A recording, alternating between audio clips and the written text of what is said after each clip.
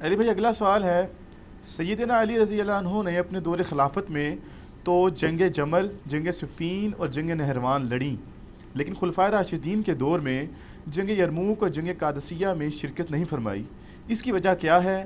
Please وضاحت فرما دیں۔ دیکھیں میں اس سوال کو نیگیٹو نہیں لیتا، پازیٹیو ہی لیتا ہوں، یقیناً اچھی انٹینشن سے کسی نے پوچھا ہوگا، لیکن میں جان کی امان پاؤں تو اس کے اوپر صرف اتنا عرض کروں کہ کیا قادسیہ اور یرموک حضرت عمر نے لڑی ہیں خود؟ وہ تو خلیفۃ المسلمین تھے، تو یہ کہیں گے نہیں لڑی۔ تو ان سے پوچھے اس کی وجہ کیا تھی؟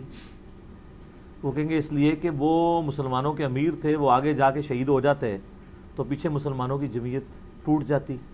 یہ بھی وہ کہے گا جس کو تھوڑا بہت کوئی علم ہوگا تاریخ کا، باقی تو منہ ہٹ کے بیٹھ جائے گا اے کہ سوال کرتا ہے۔ تو اور حقیقت بھی یہی ہے، آپ کو پتہ ہے کہ سیدنا عمر خود قادسیہ لڑنے کے لیے جا رہے تھے، کیونکہ یرموک سے زیادہ سخت جنگ قادسیہ کی ہوئی ہے۔ اس کی وجہ یہ تھی کہ جو رومن امپائر تھی نا، ان کے آج کی جس طرح آپ سمجھ لیں امریکہ، صدیوں سے وہ ورلڈ چیمپئن تھے، سپر پاور تھے، اگر ان کو کوئی چیلنج کرتی تھی تو پرشین امپائر کرتی تھی، لیکن وہ چونکہ چیمپئن تھے، ان کے فوجی مراد کے اور آسانیوں کے عادی ہو چکے ہوئے تھے۔ لیکن جو پرشین امپائر تھی نا، یہ چونکہ عرب کے نزدیک تھی، جس طرح عرب کے لوگ ٹف جنگجو تھے نا ریگستانوں کے، تو جو یہ فارس کے لوگ تھے نا ایران کے، پرشین امپائر کے، یہ بھی ان کے لیول کے ٹف لوگ تھے، بلکہ ان کے پاس تو ہاتھی بھی تھے، عرب کے گھوڑے تو ہاتھی دیکھ کے ہی بھاگ جاتے تھے۔ بڑی مشکل سے پھر مسلمانوں نے 8,500 مسلمانوں کی قربانی سے قادسیہ جیتی گئی ہے۔ وہ آپ عمر سیریز سر دیکھیں تو آپ کو پتہ چلے قادسیہ کیا ہوئی ہے۔ تو نہج البلاغہ میں مولا علی کا ایک خطبہ موجود ہے جو میں نے جو ہے مسئلہ 162A میں بیان کیا تھا، کلپ لاکھوں لوگوں نے دیکھا ہے، خلفائے ثلاثہ کی شان میں مولا علی کے خطبات، 5 خطبات، ان میں سے اب یہ شیعہ کی کتاب کے اندر خطبہ موجود ہے، سنی تو ویسے ہی مانتے ہیں کہ حضرت عمر نے مشورہ لیا کہ میں قادسیہ کے لیے خود جانا چاہتا ہوں، بڑی جنگ ہے، میں خود لیڈ کروں۔ لیڈ کرنے سے یہ ہوتا ہے کہ پھر وہ نچلے لوگوں کا مورائل بلند ہوتا ہے۔ تو حضرت علی نے آ کے ان کو سمجھایا، اور بڑے زبردست الفاظ ہیں، ورڈ بائی ورڈ میں نے اس میں پڑھے ہیں نہج البلاغہ سے۔ وہ کہتے ہیں کہ تم جو نا اس وقت مسلمانوں کی، جس کو ہم وہ کہتے ہیں نا، وہ قلعہ ہو، یعنی جب کسی جانور کو بھاگنے سے بچانا ہونا تو اس کو ایک قلعے کے ساتھ باندھا جاتا ہے، وہ سینٹر ہوتا ہے، قلعہ قائم ہے تو جانور قائم ہے، قلعہ اکھڑ گیا تو گیا۔ تو ان کا تم مسلمانوں کا اس وقت سینٹر ہو، اگر تم مارے گئے تو پیچھے مسلمانوں کی جمعیت بکھر جائے گی، تم اپنی جگہ کسی اور کو بھیج دو۔ سعد بن ابی وقاص کو بھیجا گیا رضی اللہ تعالیٰ عنہ۔ خدا نہ خواستہ ہم نے شکست کھائی اس جنگ قادسیہ میں تو ہم پیچھے سے اور کمک روانہ کر دیں گے عرب کے لوگوں کو جمع کر کے، تو پھر ایک اور مارکا لڑ لیں گے۔ کم از کم تم پیچھے ہوگے تو لوگوں کو جمع تو کر سکو گے، ورنہ مسلمانوں کو تو پہلی فکر یہ پڑ جائے گی خلیفہ ہی مارا گیا ہے۔ جیسا کہ غزوہ احد میں نبی علیہ السلام کی شہادت کی خبر مشہور ہوئی تھی تو صحابہ میں بھگدڑ مچ گئی تھی، تو حضرت عمر نے مشورہ قبول کیا، تو سیدنا عمر نہیں گئے۔ سیدنا عمر کی ایک عادت تھی کہ وہ جتنے سینئر صحابہ ہیں نا، ان کو تھنک ٹینک کے طور پہ اپنے ساتھ رکھتے تھے۔ اس لیے آپ دیکھیں سعد ابن ابی وقاص نے جیسے ہی فتح کیا نا پرشیا، انہوں نے واپس بلا لیا ان کو کہ تمہارا مدینے میں ہونا ضروری ہے۔ ابو عبیدہ ابن جراح نے یرموک میں جب کامیابی حاصل کی تو ابو عبیدہ کو خط لکھا کہ واپس آ جاؤ، وہ تو طاعون کا مرض ہوا تو وہ شہید ہو گئے وہیں پہ طاعون کے مرض میں۔ تو سیدنا عمر جتنے سینئر اصحاب تھے نا، ان کو اپنے ساتھ مدینے میں رکھتے تھے تھنک ٹینک کے طور پہ کہ ان کے مشوروں سے چلنا ہے۔ یار دوسرا ان لوگوں نے اپنی زندگی میں تھوڑی جنگیں لڑی ہوئی تھی۔ خیبر آپ کو کس نے جتوایا ہے؟ مولا علی نے۔ خندق پہ کس نے فرنٹ سے لیڈ کیا ہے؟ مولا علی نے۔ بدر میں 20 سے زیادہ کافروں کے سردار کس نے قتل کیے ہیں؟ مولا علی نے۔ احد میں بھی۔ تو اتنی جنگیں تو لڑ چکے ہوئے تھے۔ خلفائے راشدین کے دور میں ان کا جنگ لڑنا کوئی ضروری نہیں تھا، ان کی تو پوری زندگی جنگوں سے عبارت تھی۔ اپنی زندگی کا گولڈن پیریڈ انہوں نے جنگوں میں، یار جوانی تو سب کو پیاری ہوتی ہے۔ حضور کی وفات کے وقت حضرت علی کی عمر پتہ کتنی تھی؟ 34 سال۔ اور جتنی آپ جنگی کارنامے سنتے ہیں وہ 34 سال سے پہلے کے تھے. میری 42 سال ہونے والی ہے, آپ اندازہ کر لیں. 34 سال میں خیبر ہو چکی ہوئی ہے. تو خیبر کب لڑی گئی؟ جب حضرت علی کی عمر 28 سال تھی.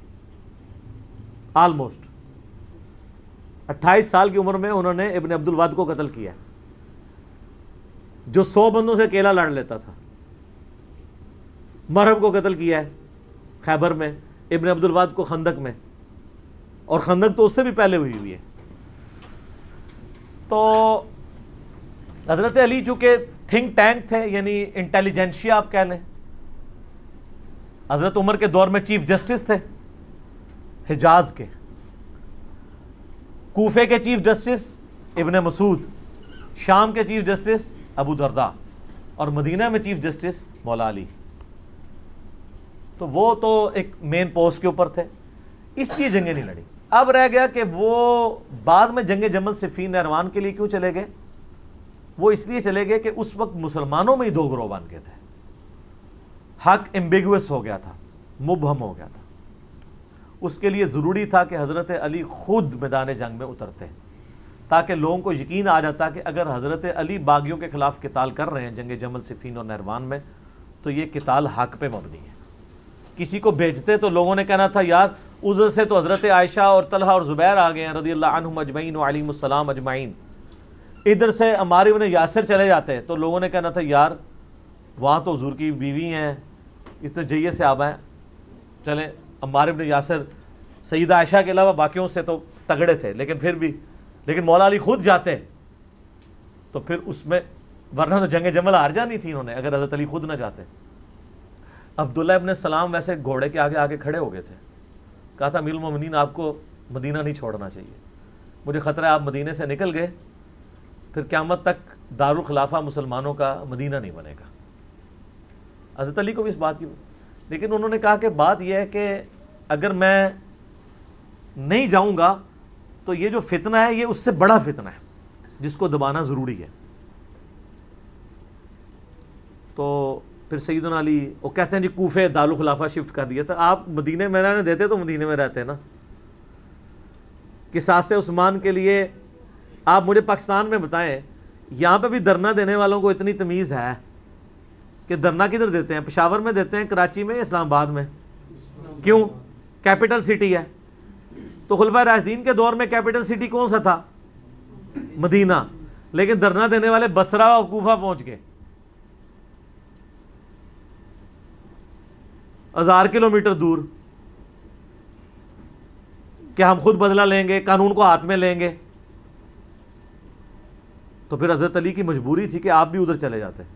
پھر کوفہ ایک فوجی چھاونی تھی جہاں سے سب کو کنٹرول کیا جا سکتا تھا, رومن امپائر کو بھی جو گر چکی تھی اور پرشین کو بھی, وہ سینٹر میں. اس لیے حضرت عمر نے اپنے دور میں سے فوجی چھاونی ڈکلیئر کیا تھا.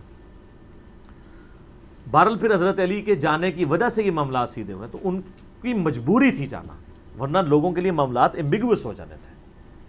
آج تک نہیں لوگوں کو سمجھ آ رہی. تو اس زمانے میں جنہوں نے لڑنا تھا انہوں نے کیا لڑنا تھا؟ صحیح بخاری میں موجود ہے نا, حضرت عمار ابن یاسر کو مولا علی نے بھیجا. بخاری کے الفاظ ہیں, وہ ممبر کی نچلی سیڑھی پہ بیٹھے اور حسن ابن علی کو اوپر والی سیڑھی پہ رکھا تاکہ سب لوگ دیکھ لیں جنتی نوجوانوں کا سردار بیٹھا ہوا ہے, مولا علی کا بچہ. اور کہا لوگوں اللہ نے تمہیں آزمایا ہے, ایک طرف دنیا اور آخرت میں تمہارے نبی کی بیوی ہیں, رسپیکٹ کم نہیں کی, آخرت جنت میں بھی عائشہ حضور کی بیوی ہیں, لیکن اللہ نے تمہیں آزمایا ہے کہ تم عائشہ کی اطاعت کرتے ہو یا اللہ کی اطاعت کرتے ہو, کیونکہ اولو الامر منکم اس وقت مولا علی ہیں اور ان کی اطاعت اللہ کی اطاعت ہے. اطیعوا اللہ واطیعوا الرسول واولی الامر منکم. تو جب یہ سینیریو ہو, اس وقت مولا علی کی مجبوری تھی وہاں سے نکلنا. اور آپ دیکھیں انہوں نے بعد میں پھر کوئی ان کے ساتھ زیادتی بھی نہیں کی. جمل میں جو دوسری طرف سے مرے ان کے جنازے بھی پڑھائے ہیں, ان کی عورتوں کو لونڈیاں نہیں بنایا, خود سیدہ عائشہ کو عزت اور احترام کے ساتھ وہاں سے رخصت کیا. تو یہ کہنا کہ حضرت علی نے جنگیں نہیں لڑی ہیں, حضرت علی نے تو آپ کو سپر پاور بنوایا ہے, ٹھیک ہے, اس کے بعد بھی سب کچھ بنا کے آپ کے حوالے کیا ہے, تو آرٹیکل پھر بھی نہیں سامنے آ گیا. اور جب برا وقت آیا پھر بھی حضرت علی کے گھاٹے فٹ ہوا ہے اور الٹیمیٹلی ان کو بھی شہید کر دیا گیا. میں اس سوال کے جواب کے اینڈ پہ وہ حدیث بیان کروں گا جو المستدرک للحاکم میں موجود ہے. سنن نسائی الکبریٰ کے اندر موجود ہے، میں نے اپنے ریسرچ پیپر میں بھی ڈالی ہے کربلا والے، کہ نبی صلی اللہ علیہ وآلہ وسلم نے فرمایا اے علی تیری مثال میری امت میں قوم سمود کی اونٹنی کی سی ہے، جس طرح قوم سمود نے صالح علیہ السلام کی اونٹنی کو قتل کیا تھا تو اللہ کا عذاب آ گیا تھا، اگلے زمانوں میں سب سے بڑا بدبخت وہ تھا جس نے اونٹنی کو قتل کیا، اور میری امت کا سب سے بڑا بدبخت وہ ہوگا جو اے علی تجھے قتل کرے گا اور تیری داڑھی کو تیرے سر کے خون سے رنگ دے گا۔ استغفر اللہ واتوب الیہ۔ تو مولا علی کی شہادت کے بعد جس طرح قوم سمود کی اونٹنی مری تھی تو قوم سمود پہ عذاب آیا تھا، حضرت علی کی شہادت کے بعد بھی امت پہ عذاب آیا کہ آج تک دوبارہ اسلامی نظام قائم ہی نہیں ہو سکا۔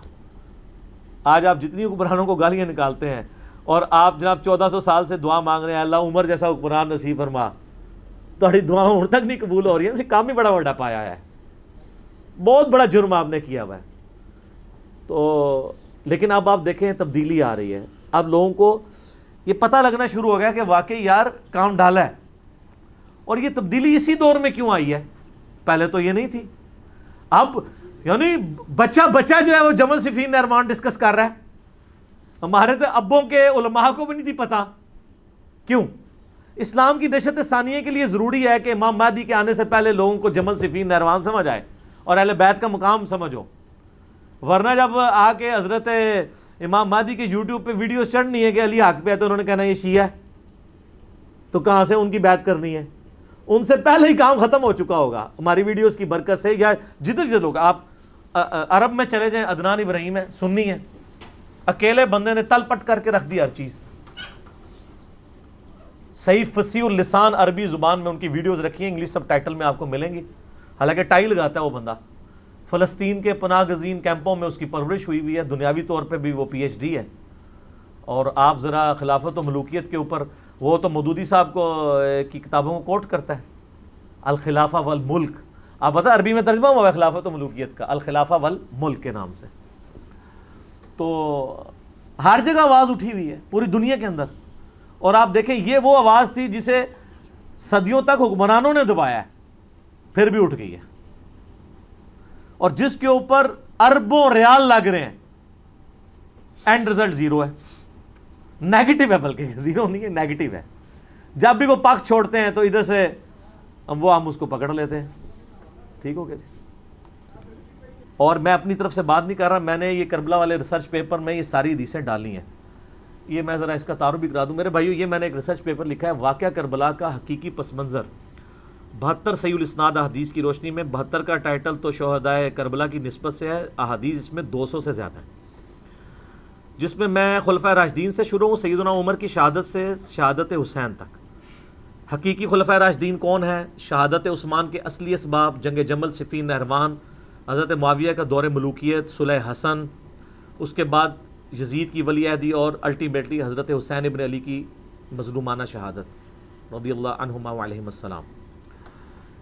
اس کی سافٹ کاپی آپ ہماری ویب سائٹ ahlsunnatpak.com سے فری ڈاؤن لوڈ کریں، 5B ریسرچ پیپر ہے، ہارڈ کاپی فری، اور اس کے ساتھ باقی ریسرچ پیپرز ہیں، ٹوٹل 9، 3 اذکار کارڈ ہیں، وہ آپ منگوا سکتے ہیں۔ صبح 9 سے مغرب تک ہماری اکیڈمی کا نمبر کھلا ہوتا ہے، +92 کے کوڈ کے ساتھ 3215900162، اور پاکستان سے کریں گے تو 032159000162، کال کریں، اپنا ایڈریس ٹیکسٹ میسج کریں، فری کاپی آپ کے گھر آ جائے گی، ایک کاپی تو ہم سب کو فری دیتے ہیں۔